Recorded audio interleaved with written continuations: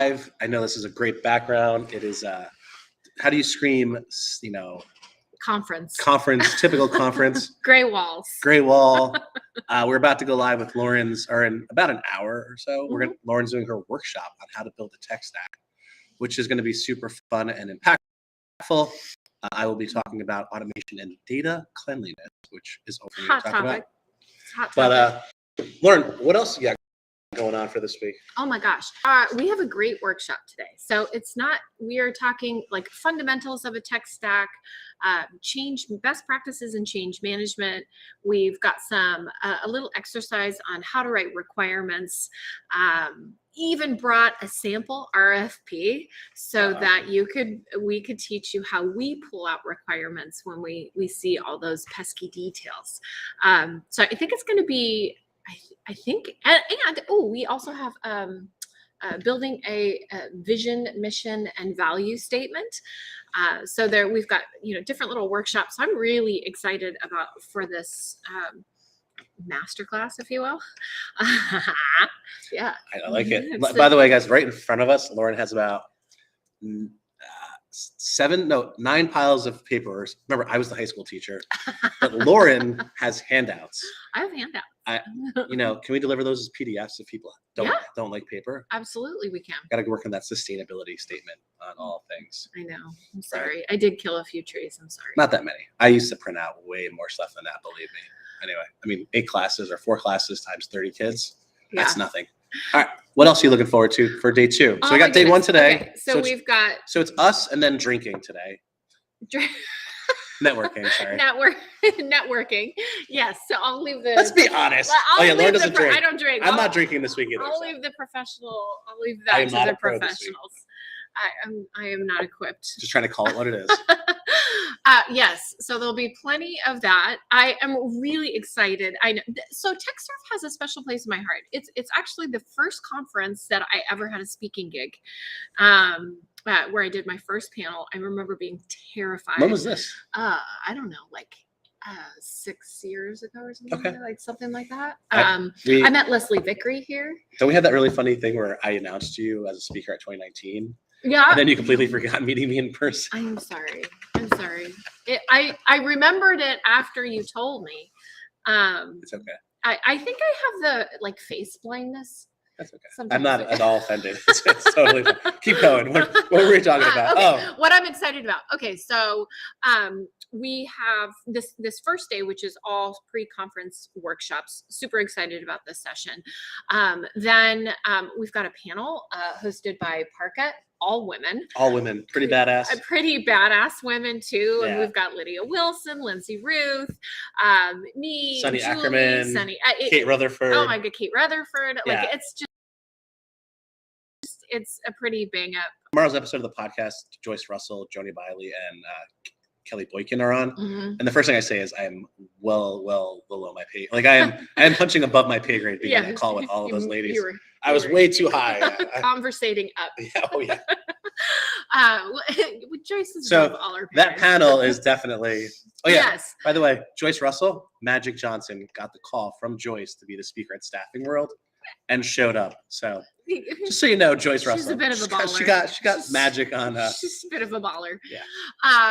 And then and then we have the women's luncheon, which, like I said, I think it was 8 or 9 years ago. Sorry, you can't come. That's where I met Leslie Vickery. Ryan Murphy introduced us.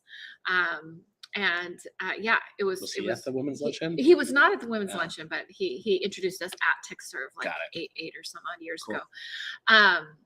And it was actually here in Palm Springs. So this place is stunning. Yeah, you guys, I will say TechSurf really knows how to pick a venue. This Palm Springs La Quinta is pretty awesome. And so the women's, it'll be me, Sunny Ackerman, Ronna Driggs. Oh, yeah, obviously, Ronna's on that talk. Yeah, Ronna's on the talk too. She's not on the panel. She's at the women's luncheon. There's two different. Those are two We've got Oh, yes, three, talking yeah. at the Yeah, okay. so their Parka is putting on The panel on a tech. panel that Okay. is about marketing, operations, and IT. I know a little bit about that. Yep. And then we have the women's luncheon, and there's There's talk talkers track. there. Yeah, Okay. there's a talk track there as well. So this is a busy conference. It's one I'm really invested in. I love Mark. I love Susan, Lori, all of the talent here, Marie, everyone who puts this one on does such a phenomenal job, and they've really, really worked hard this year to put some cool new content, new vendors coming on site. So it's if you haven't ever done TechServe, which is an IT and engineering focused conference, you must add it to your roster. And I know everybody's tired after. Well, how many weeks have you been traveling? I am on week 7, and let me tell you, it is showing.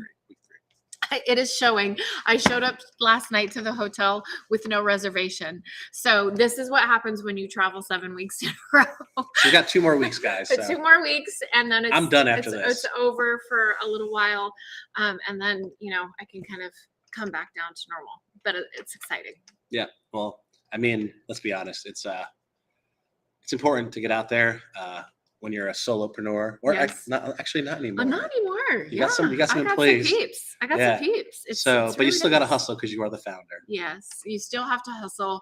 Conference time is a really good time to, I feel if you're not doing this, you need to. If you are not taking this time of year to take all of the insights that we've gathered at all of these conferences and look at those comparatively to how you're forecasting and planning your 2023, you're missing a really good opportunity to have this well-informed roadmap or this well-informed forecast.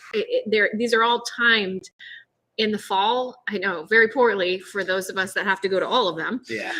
But it's timed that way very purposefully so that we can take Q4 and plan for November, early December, plan and confirm the priorities. Yeah, your next year. So think of it that way, as this is information fact gathering, performance gathering to inform your next year. So that's what we're using it as.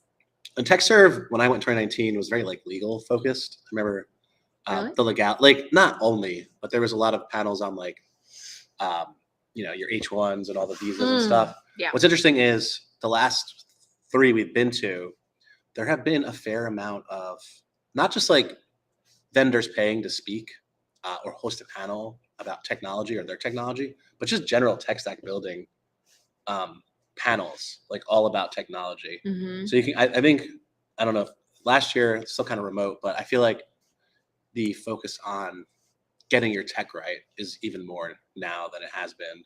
Yeah. I don't know if you saw that, because last year you were speaking. I mean, we were, besides for what the one that Jan does, Staffing Summit. Yeah, World Staffing Summit. They have a great focus and they're pretty diverse. But I haven't seen all the panels at each conference on tech stack building that I have so far these last 3 weeks that I've been traveling. Yeah, there has definitely been a very deliberate approach to help businesses get better informed on how to start the process. And that's what we're trying to do, is teach the fundamentals. Look, I mean, not to sell lead consulting, obviously having a shepherd, to walk you through the process, I think is, a great way to go about it. But there is also the DIYers. So if you're going to DIY your tech stack, make sure that you at least have an expert informing you. Yeah. I mean, you don't have to have someone on team, but her or the other people, even Parka does a good job of consulting. If you want to tie them together, not to sell against you, but we're more serving here. It's than apples and oranges. We're serving, not selling. Yeah, it's apples and oranges. Yeah. I think, and what's really interesting is there are plenty of consultants that have sort of come out of the woodwork. I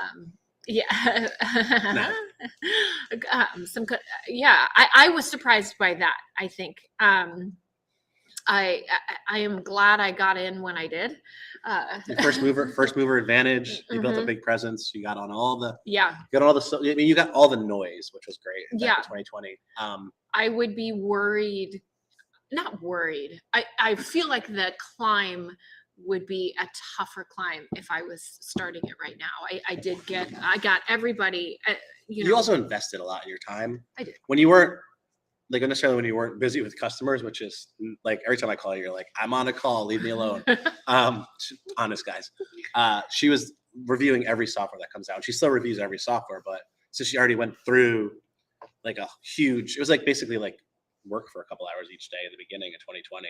And now you're just catching up on the new stuff or any new updates. But yeah, we add to our library. We still are committed to, almost a demo. We are still almost a demo a day, whether we're relooking. Yeah. Whether we're at $17 billion worth of HR tech. So like, I feel like I could never stop looking at technology. But at this point, we'll go back and relook at something that's been, developed. We've got this really good core base of product that we've looked at, and that we understand how it works and functions. And now it's, a matter of nurturing that. And of course, all of those technologies advance. Yeah. So how are they advancing? So therein lies where the work is. And I just kind of plug Kylo too, since we're on a call. Kylo, per my kind of telling them, are investing in helping people be better admins at Bullhorn to take better advantage of automation. So yeah, we're doubling down on the core technologies, which really automation and Bullhorn itself. If you're using Bullhorn, it can have to be something else. Whatever your main system is, your system of record, you really need to be focused on training and nurturing that, treating it like a garden. You don't just let the garden die by not paying attention to it. And then if you have an automation engine, whether that's Bullhorn automation or Sense, or you're using Tracker and you have Tracker automation, so I'll throw in all my friends. You got to pay attention to those and understand how to use those. And you do need a shepherd to help you with those. So. You absolutely do. So Kylo is helping with Bullhorn. Good. Tracker does their own thing. Sense is really good at what they do. So let's be, what is that word? Agnostic. Sort of agnostic. Yes. Half agnostic. Yeah. Well, we are an agnostic. I think that is the best place to be. You're actually a better consultant. You can kind of step back, and you're a better consultant to the vendors that you support if you can be truly agnostic, because you're solutioning. And this is what I tell all of my customers is, and we talked about it at our panel at Staffing World, that remove the label and you're less likely to get sold, right? If you can anonymize, even thinking about anonymizing the buying process can help you, make that completely objective, agnostic determination. And then that will make sure that whatever it is that you purchase is aligned to your actual requirements, and not because they took you out to the best dinner. We spend a lot of money on dinner. You do. Vendors do spend a lot of money on dinner. Yes, much so that I got in trouble. No, I'm kidding. I don't. If you're not pushing the envelope or you're doing your job right. Personally, no. Also, I work for a European company, and the U.S. spends way more money on staffing firms because we have much larger ones in the UK generally. So sorry, Raymond and Martin. Apologize with all my heart for that big one in Vegas. It takes money to make money. Scared money doesn't make money. All right. Well, we can keep saying trite things at each other for about another 2 minutes. Otherwise, we can give you about a minute back of your day. Guys, we're at TechServe. We're at the La Quinta Resort are we in La Quinta, California? Is that the actual city? Palm Springs. We're the Coachella Valley. Yes. Palm Springs is not the city. That's where the airport is. Oh, I don't know where I am. How did you get here? I didn't even know what day it was. I got here via did the technology help you? Oh, good. Taxi, because technology failed me. I had 4 Lyft drivers just leave me in the lurch. I had that happen with Lyft too, so I've been using Uber since I've been here. So I don't use Uber anymore. I had 3 cancellations yesterday morning. It was not fun. So anyway, don't use Lyft in Coachella Valley. Use Uber. We don't get paid by either of them, so no cares in the world. And guys, it was fantastic to chat with you. If you're not investing in technology, we'll come back tomorrow and we'll recap what we did. And if you don't have TechServe on your conference dance card, And you are a engineering and IT and maybe even professional, you're missing out. just check it out. Anyway, bye guys.